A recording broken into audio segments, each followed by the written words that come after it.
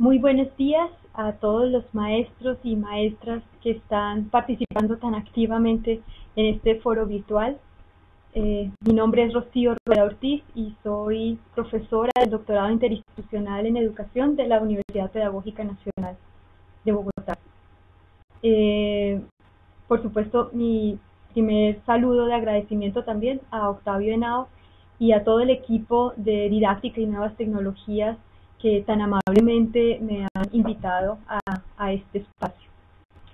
El tema que tengo preparado para la conferencia del día de hoy es producto de las investigaciones que he venido realizando en los últimos 15 años sobre el tema de la incorporación de las tecnologías de la información a las instituciones escolares. Para el día de hoy he pensado desarrollar este tema en 4 puntos. El primero tiene que ver más con una introducción, si se quiere, histórica de cuáles han sido los grandes momentos, los grandes hitos de introducción de estas tecnologías, y me interesa resaltar allí ver cómo teorías y tecnologías se han co-construido mutuamente. Un segundo momento que tiene que ver con la investigación educativa y pedagógica sobre el uso de las tecnologías de la información, cuáles han sido las tendencias, los resultados más relevantes. Un tercer momento donde a partir de estos hallazgos me interesa resaltar cómo teorías, diferentes actores escolares, y la investigación educativa y las prácticas y la cultura escolar entran en tensión en lo que ha sido todo este proceso de incorporación de las tecnologías a las instituciones escolares. Y finalmente traigo a colación como cierre el debate, un debate del pasado para pensar el futuro. Y este debate fue entre Sigmund Papert y Paulo Freire a mediados de los 80. En aquel entonces a los dos les plantearon la pregunta por el futuro de la escuela a propósito de la llegada de las tecnologías de la información y la educación. Pues bien, empecemos entonces a propósito de futuro con 2 imágenes. Esta primera imagen del caricaturista francés Jean-Marc Cocteau, en 1899 el hombre se imaginó cómo sería la escuela del futuro. Es una ficción en aquel entonces imaginarse cómo sería la escuela. Y me interesa resaltar en esta imagen que por supuesto se previó la llegada de las máquinas. Por supuesto imposible imaginarse en aquel entonces el desarrollo acelerado que tuvo las tecnologías de la información. Pero adicionalmente me interesa destacar ciertos elementos. Uno, la tendencia a la individualización del proceso de enseñanza-aprendizaje, por supuesto la llegada de máquinas para individualizarlo, el lugar del docente y la autoridad del docente y la información, como se muestra en esta imagen, y el lugar ciertamente subordinado de los aprendices en ese proceso educativo. Una segunda imagen de futuro la tenemos justamente de una conferencia que hizo una empresa de software X en una escuela en Chile el año pasado. Y ellos se plantearon justamente el tema de la clase del futuro. Por supuesto vemos que aparecen otras tecnologías, no la máquina que aparecía en la caricatura de 120 años atrás. No, eso no fue. Tenemos audio, tenemos imagen y videoconferencia, tenemos una presentación en PowerPoint. Me interesa también que observemos qué otras cosas se mantienen entre una imagen y la otra.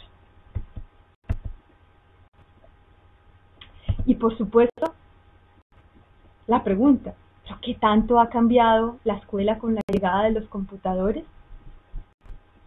Y sobre todo, ¿qué tipo de innovación introducen?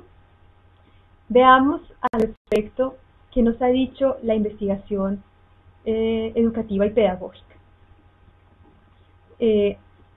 Antes de iniciar, digamos, con las tendencias, quisiera que miráramos una breve referencia histórica de cuáles han sido los grandes hitos de incorporación de las tecnologías al mundo educativo. Diríamos que estos 4 momentos que tengo aquí señalados se mueven en un proceso en el que se traslapan unos momentos con otros, es decir, si bien están presentados de manera lineal, digamos, para organizar, digamos, los momentos en los cuales han llegado, diremos que siempre entre uno y otro momento se mezclan en una simultaneidad contemporánea unos y otros modelos educativos, unas y otras tecnologías.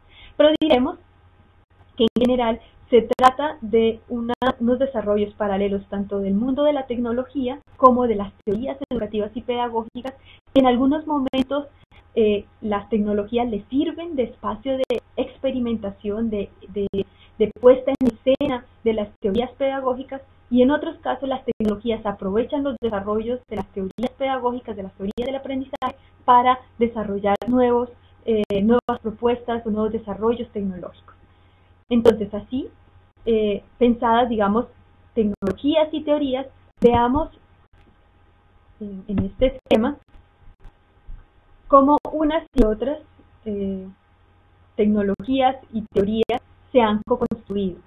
En los 70 llegaron los que conocimos, los famosos tutoriales de práctica y ejercitación, bajo el nombre genérico de la enseñanza asistida por ordenador.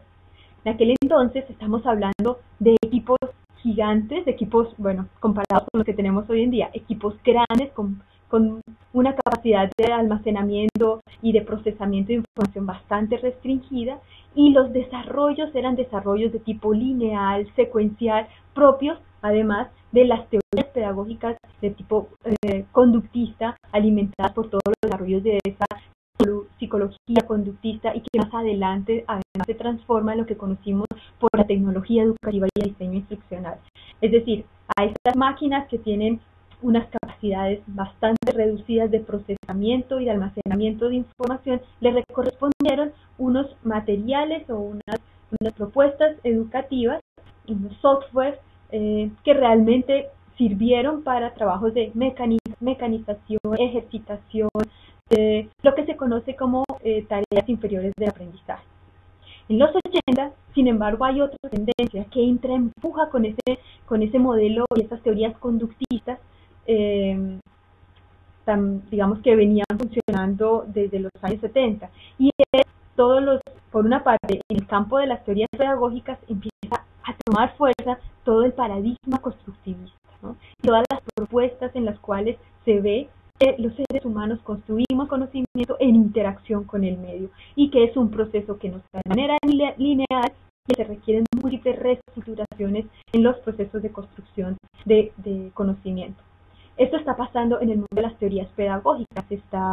Por supuesto, resuena Piaget, resuena Brunner, resuena Ausubel, Novak, con todas sus teorías pedagógicas constructivistas. En el campo de las tecnologías, en ese momento se está produciendo otra cosa, y es, por una parte, se está cada vez más afinando desarrollos tecnológicos que permitan ir más allá de esas bases de datos lineales, de esos sistemas tutoriales tan secuenciales. Y en los 80 aparece algo que para los pedagogos representó una esperanza muy fuerte, una propuesta que se creyó efectivamente iba a transformar prácticas tradicionales, transmisionistas de la escuela. Eso fue el desarrollo del lenguaje logo. El lenguaje logo, desarrollado por Papert, tiene la cualidad de haber materializado todos esos desarrollos de las teorías constructivistas, propiamente los desarrollos piagetianos, sobre el proceso de construcción de conocimiento a través de la interacción, materializarlo en un software, y a través de realmente apostarle a una transformación de los procesos transmisionistas, conductistas de enseñanza-aprendizaje. Sin embargo, en los 80, y por eso también lo señalo aquí en rojo, hay un elemento que se mantiene, y que se mantiene desde el momento que llega hasta el año 2003, donde hicimos una investigación. Permanecía ese modelo de alfabetización en las llamadas herramientas de propósito general, que se conocen también como herramientas vacías, que eso ya dice mucho, o el paquete llamado paquete Office. Y es un modelo que carece de una teoría pedagógica que le diera sustento. En medio del boom del constructivismo, del logo, incluso de la teoría de sistemas y los lenguajes de programación, llega esta otra que proviene del mundo del mercado y se pega a todas las políticas de incorporación de tecnologías de la información, de dotación de equipos, de masificación de infraestructura tecnológica.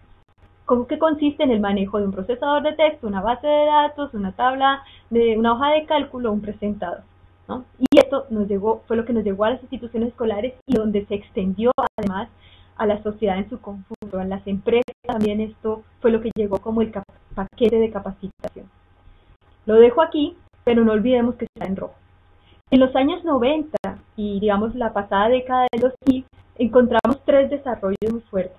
El desarrollo de técnico-tecnológico de lo que conocemos como la tecnología de la hipermedialidad, es decir, de computadores simples, con poca capacidad de almacenamiento, con poca capacidad de interacción, de procesamiento de información. Encontramos en estos años un desarrollo tecnológico que permite integrar en un solo ambiente audio, texto, imágenes, video, animaciones, que digamos revoluciona los primeros modelos de software para la enseñanza asistida por computador, ¿no? Entonces, por una parte, revoluciona su capacidad técnico-tecnológica, pero de otra parte, también teorías socioconstructivistas y teorías del aprendizaje multisensorial, teorías también del asociacionismo se vienen a trabajar conjuntamente para tratar de comprender qué es eso de aprender en un entorno donde hay múltiples estímulos. Por supuesto, están aquí todos los desarrollos también de las teorías cognitivas que nos hablan de pensamiento o de procesamiento en paralelo de información propios de las generaciones que nacen en el mundo de las tecnologías, ¿no? Desde aquí empieza a sonarnos, a ser muy común para nosotros que tenemos múltiples inteligencias, que las nuevas generaciones son capaces de mascar chicle, caminar, saltar, cantar, hablar por teléfono, mandar un mensaje, etcétera, ¿no? Esto empieza, digamos, a difundirse tanto en el mundo de la investigación, pero además en términos del desarrollo de un ecosistema tecnológico cada vez más interrelacionado. El otro fenómeno en términos técnico-tecnológicos importante en la década de los 90 es, por supuesto, el desarrollo de la red de Internet. Esto es justamente lo que diferencia en gran medida los primeros desarrollos de la informática y de los computadores y lo que tenemos ahora a través de la red Internet. Es decir, las teorías pedagógicas, los procesos de interacción que nos podríamos imaginar con un computador para una persona son realmente cualitativamente distintos a los que nos podemos imaginar en un mundo interconectado con capacidad de manejo de diferentes medios y lenguajes, etc.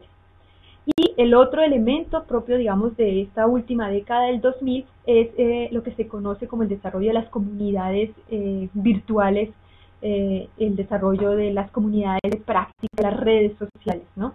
Donde cada vez más se desborda el mundo de lo pedagógico y han venido a pensar el campo de la educación, la antropología, la sociología, la filosofía, en fin, cada vez se requieren miradas multidisciplinares para comprender estas transformaciones tecnológicas, pero que efectivamente ya están traspasando a la sociedad en su conjunto.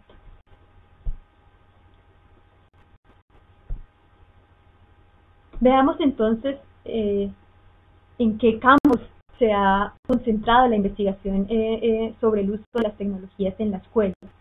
Esa pregunta que diera Papert en los 80 en su famoso libro Las máquinas y los niños, sobre cómo afecta el aprendizaje entre la relación entre niños y ordenadores, el aprendizaje mismo, ese cuestionamiento que se plantea él y digamos alrededor del cual sustenta todo el desarrollo del lenguaje logo, es una pregunta que ha acompañado, por lo menos desde sus inicios, la investigación educativa y pedagógica en este campo. Ya veremos si eso se ha ido transformando y hacia dónde se ha dirigido. Pero en principio me interesa señalar las tres primeras líneas o campos en los cuales se ha desarrollado la mayor parte de la investigación educativa y pedagógica. en relación al uso de las tecnologías. Una referida al uso de software didáctico en diferentes áreas del conocimiento, donde sabemos que inicialmente tuvo una recepción favorable en las llamadas ciencias duras, pero desde hace ya 10 años en las ciencias sociales, en la literatura, la enseñanza de la lengua, incluso en educación física, encontramos software didáctico. El segundo campo ha sido el de la resolución de problemas o los ambientes para resolver problemas, ambientes lúdicos y colaborativos, ha sido otra línea de investigación. Una tercera línea ha sido el de diseño de objetos de aprendizaje y la robótica educativa. En esta línea, de hecho, se encuentran los grupos, digamos, con mayor tradición y mayor experiencia de investigación en el campo de la informática educativa, y donde también han venido apareciendo nuevos grupos de investigación alrededor de estos mismos. Incluso en el de la robótica educativa, que tiene un diálogo muy fuerte con la ingeniería de sistemas, la inteligencia artificial, la pregunta es una pregunta de partida de orden pedagógico. Otros tres campos digamos, de investigación ha sido el de la formación de docentes, es decir, la pregunta por cuáles son las mejores maneras de aproximar a los docentes al uso de estas tecnologías en los procesos de enseñanza-aprendizaje, las investigaciones sobre actitudes de los docentes hacia las tecnologías, etc. Y una quinta y una sexta línea, que para mí tienen dos fuentes que no propiamente responden a una pregunta de orden de tipo pedagógico, sino que han salido del ámbito de lo pedagógico y de aula incluso.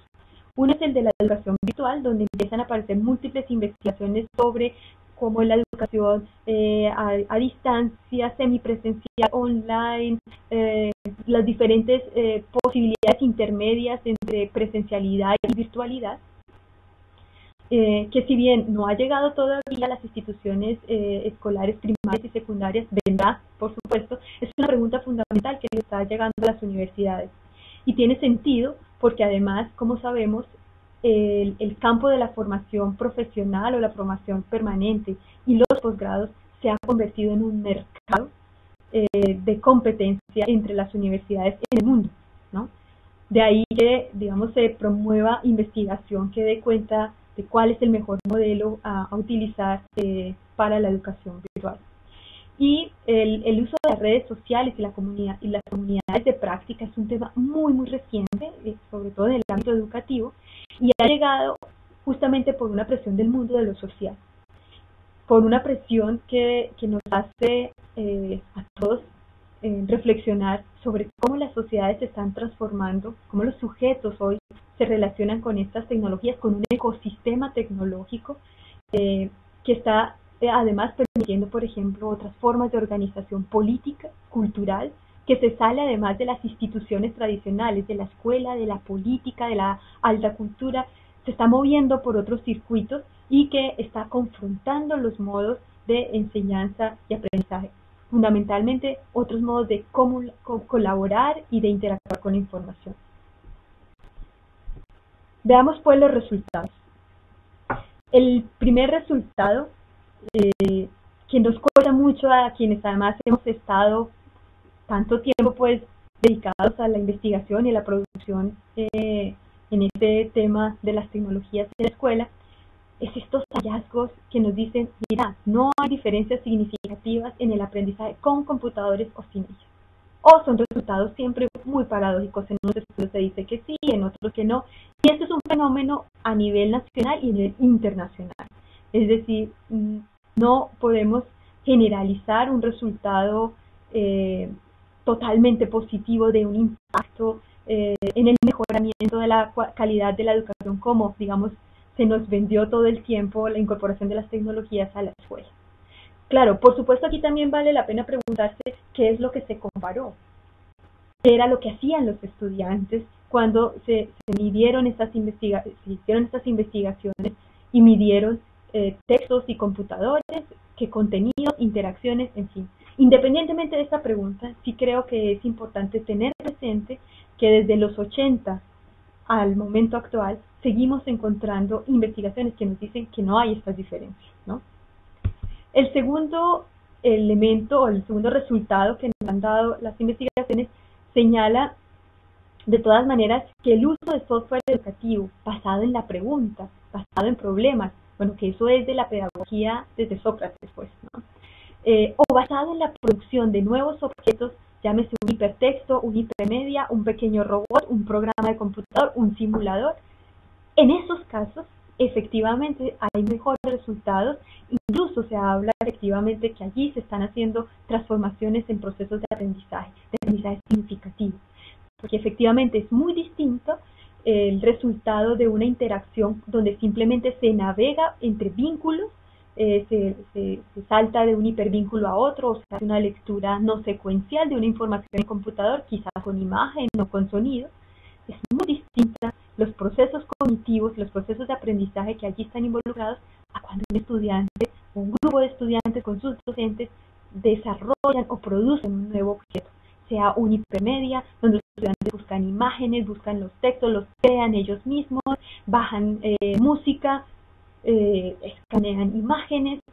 Es decir, cuando la producción es, digamos, alrededor de un material, efectivamente los procesos de enseñanza-aprendizaje se transforman en muchos ámbitos, no solo, digamos, en lo didáctico propiamente dicho, sino también en la manera como se tiene que organizar la institución escolar, en las interacciones maestro-alumno, etc. Otro de los resultados es que efectivamente las tecnologías favorecen la motivación de los estudiantes. Todos hemos tenido la experiencia de ver la cara de alegría de nuestros estudiantes cuando ven llegar los computadores a la escuela, entre otras porque para muchos de nuestros estudiantes los computadores los ven por primera vez en las instituciones escolares, en sus casas no tienen, o los pueden ver pagando por supuesto en un café internet o donde un amigo. Es decir, eso sí genera, esta es una novedad en la institución escolar que genera una atmósfera muy interesante para plantear cosas. Pero lo que ha encontrado en la investigación es que con el tiempo esta motivación disminuye. Es decir, los estudiantes luego de 2 o 3 años de las llamadas clases de informática educativa empiezan a mostrar desinterés por estas clases o desinterés por ir a la llamada sala de informática. Ahí nos caben preguntas, ¿qué es lo que pasa ahí en esa sala o con estas clases que esa motivación inicial disminuye? Y otro de los resultados que, digamos, conocemos ya de antes de la pedagogía es que aquellos proyectos en los cuales la producción de un software o la producción o el trabajo con un material didáctico computarizado requiere de equipos interdisciplinarios, digamos, los procesos de aprendizaje son mucho más significativos que cuando se trabaja de manera aislada o solitaria.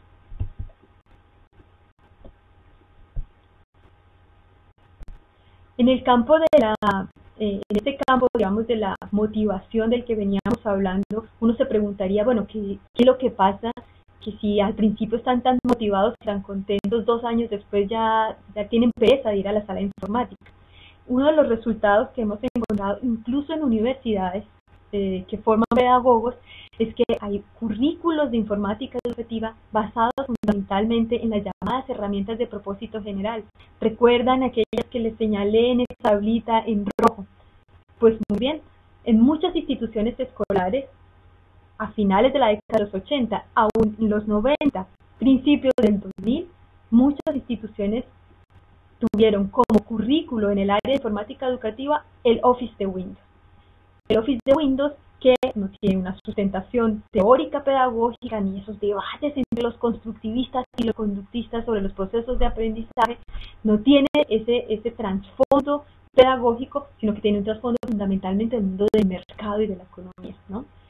Y, por supuesto, para un estudiante, el primer año aprender a hacer una carta, ponerle negrita, ponerle una imagen o pasar un trabajo de un área de conocimiento a la otra por computador, pueda que el primer año sea interesante, quizás el segundo, pero el tercero volver a ver lo mismo, esto por supuesto aburre a cualquiera, ¿no? O también puede pasar que las tecnologías tienden a incorporarse a modelos pedagógicos transmisionistas, es decir, lo que los maestros hacían antes con tiza y tablero, ahora lo hacen con un computador, ¿no? Entonces, por supuesto que no se transforman las relaciones entre maestros y estudiantes, entre la autoridad del maestro que solo tiene la información, no se reconocen los saberes de los estudiantes, el acceso al computador también es súper restringido, solo lo maneja el profesor, o en fin. Digamos que estas pueden ser, digamos, razones por las cuales esa motivación inicial, esos proyectos que en los inicios de las votaciones de los equipos parecen moverse, de pronto caen en cierta rutinización y digamos, prácticas tradicionales.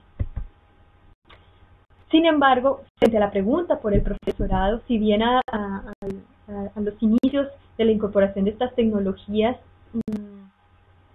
se encontraba ciertas resistencias de los docentes, no solamente, digamos, provenientes de sus temores frente al uso por desconocimiento, falta de acompañamiento en el uso de estos equipos en el aula, nos soltaban los computadores y ahora hagan lo que puedan, más o menos, y digamos los miedos a perder el control de la clase, a no saber qué hacer cuando el equipo no funciona, y sobre todo ver que esos estudiantes que uno tiene al frente, en eso sí que nos llevaban años luz, ¿no? Sin embargo, la investigación cada vez muestra en los últimos años que los maestros han empezado a incorporar las tecnologías como fuentes de información, están utilizando software educativo disponible en la red, software gratis, están utilizando correo electrónico para estar en contacto con sus estudiantes, es decir, ya estamos en una etapa distinta, por supuesto, respecto a la primera, de ciertas resistencias, temores, entre otras también por la presión social, por la presión de los propios estudiantes y de los hijos de los mismos maestros. Y, digamos, el otro elemento que ha caracterizado los resultados de estas investigaciones tiene que ver también con ese choque entre aquellos docentes que intentan plantear proyectos de innovación y el choque que tienen con culturas escolares que hacen resistencia justamente a ello. Es decir, estos maestros viven procesos de aislamiento, de señalamiento, tienen que trabajar solos, a veces con la colaboración de un colega, a veces con la ayuda de algún padre de familia, en horarios extraescolares porque no les prestan el aula de informática, etc. Es decir, una cultura escolar que se resiste, digamos, a estas propuestas que de pronto les descuadran la arquitectura con la cual ha sido pensada, los espacios, las ritualidades, y estos maestros que incluso en algunas ocasiones han tenido reconocimiento como experiencias innovadoras, como experiencias exitosas, se visitan 3 o 4 años más tarde y esas experiencias se acabaron, ya no existen más, porque los maestros tienen que volver a esa rutina de esas culturas escolares que los obligan pues a seguir lo que ya está predefinido, ¿no? Es muy triste, digamos, ese choque, y sin embargo, de todas maneras, los maestros intentan hacer cosas dentro de esa cultura escolar. Veamos entonces cómo es que estos resultados nos hacen ver una serie de tensiones que creo que son las que hacen muy compleja esa incorporación de las tecnologías y resultados tan ambiguos desde la investigación, ¿no? Desde teorías que parecen replantear el mundo de lo educativo, pero de otro lado unas prácticas escolares que no se transforman, proyectos que intentan ser innovadores, pero políticas internacionales y nacionales que promueven un tipo de software que no favorece procesos de transformación escolar, etc. Una de estas tensiones tiene que ver justamente con esa modernización tecnológica a ultranza versus una ausencia de reflexión educativa. Es decir, se ha impuesto la incorporación de estas tecnologías independientemente de las condiciones de las instituciones escolares, de sus proyectos educativos, de sus comunidades. Hay que llenarse de computadores y modernizarse. Eso va muy bien con el discurso del progreso y del desarrollo, ¿no? Con el cual además han estado acompañadas todas las políticas de incorporación, pero con muy poquito tiempo y muy pocas posibilidades para reflexionar críticamente qué es lo que queremos hacer con ella. La otra tensión tiene que ver con una fuerte desvalorización del saber pedagógico que viene ya de tiempo atrás, desde incluso el modelo de la tecnología educativa y el diseño instruccional, que puso el acento en la tecnología, en el diseño instruccional, ¿no? Y desconoce el saber pedagógico, ¿no? Se hace una mirada eficientista del proceso de enseñanza-aprendizaje y, de hecho, lo que encontramos hoy es cada vez más una valorización de un discurso del mercado, tanto que los maestros y los estudiantes dejamos de ser maestros y estudiantes para convertirnos en usuarios consumidores, ¿no? Y eso es una transformación muy fuerte para las ciencias de la educación y en general para pensar la subjetividad contemporánea.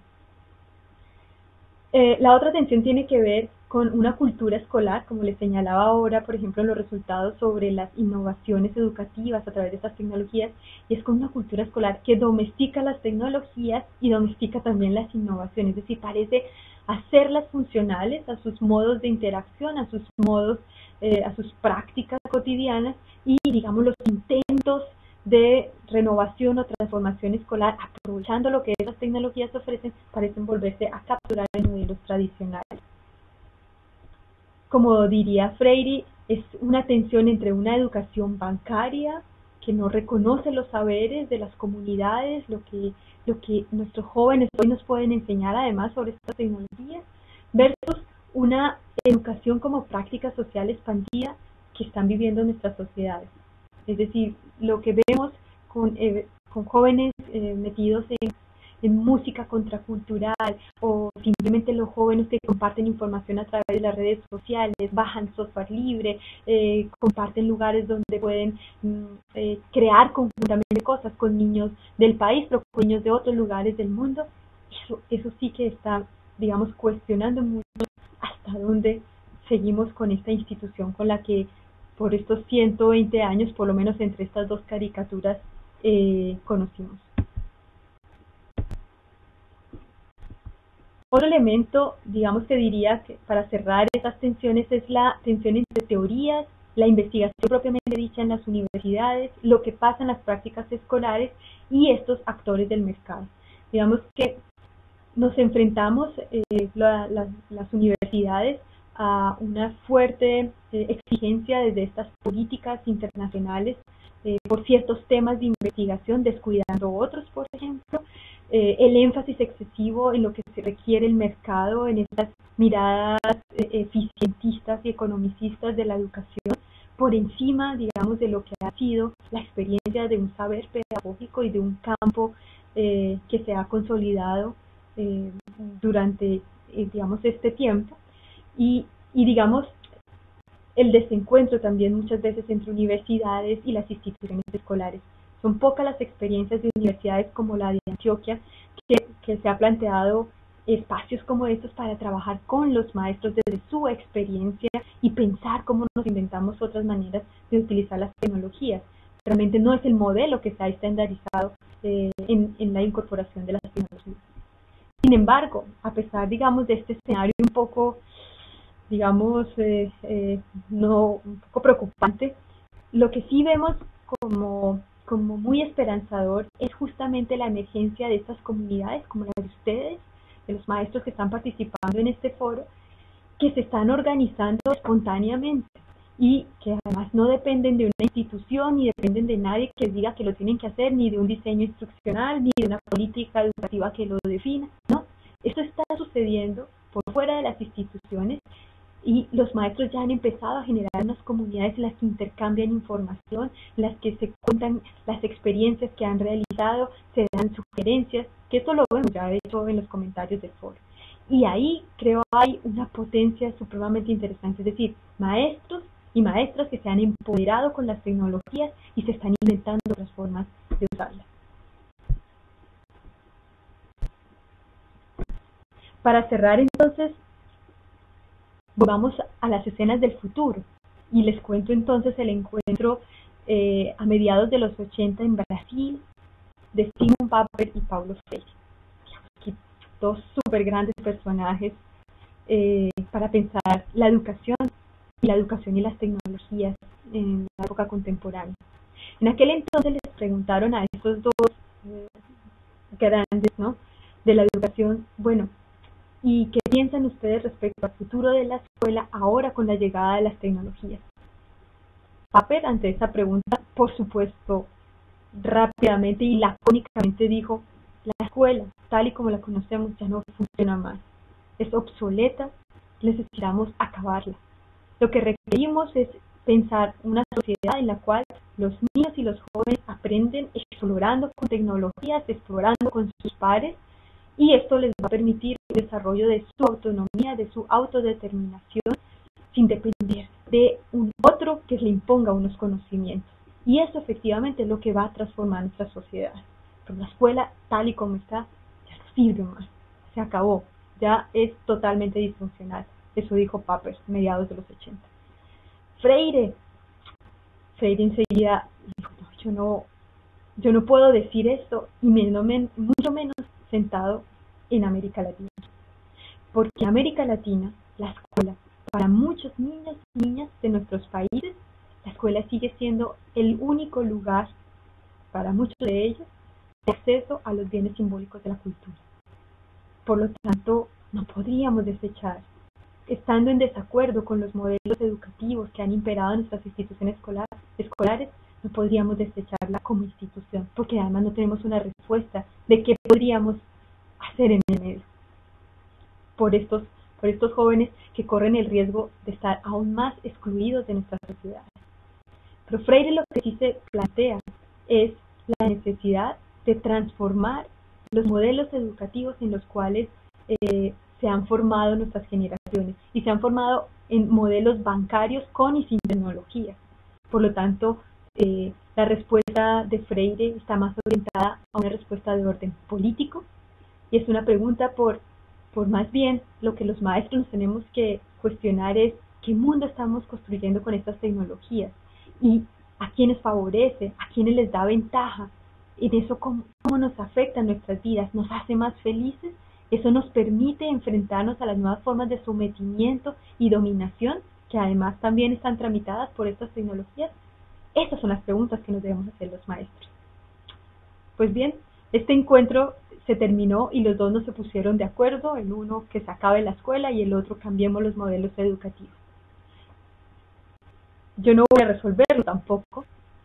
Sin embargo, yo sí creo que si los maestros y la escuela tenemos sentido todavía, es justamente para pensar con ellos, con estos jóvenes, con las nuevas generaciones, qué mundo vamos a construir, y qué mundo vamos a construir para los escenarios en los cuales vivimos, para nuestros contextos, para Latinoamérica.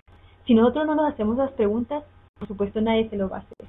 Y como vemos, la fuerza que está teniendo los agentes del mercado para definir políticas educativas en nuestros países y en el mundo entero, si nosotros no lo hacemos, yo no sé quién lo va a hacer.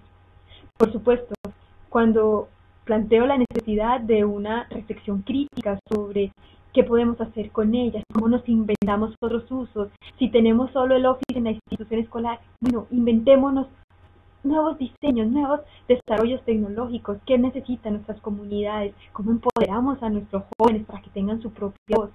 Eso lo podemos hacer y requiere que la reflexión crítica tenga un nivel de producción. Es decir, para mí la reflexión crítica no puede quedarse solamente en el lugar de decir, mira, no hay diferencias entre los que usan o no usan, o tenemos una fuerte influencia del mercado, o la investigación no da cuenta efectivamente de lo que está pasando en las prácticas escolares. Tiene que haber otro nivel de la reflexión crítica, que para mí es el nivel de la producción. Es decir, si nosotros no empoderamos a nuestros jóvenes y con ellos nuestro saber pedagógico, creo que ahí sí esta pregunta sobre el futuro de la escuela nos deja a nosotros en una incertidumbre un poco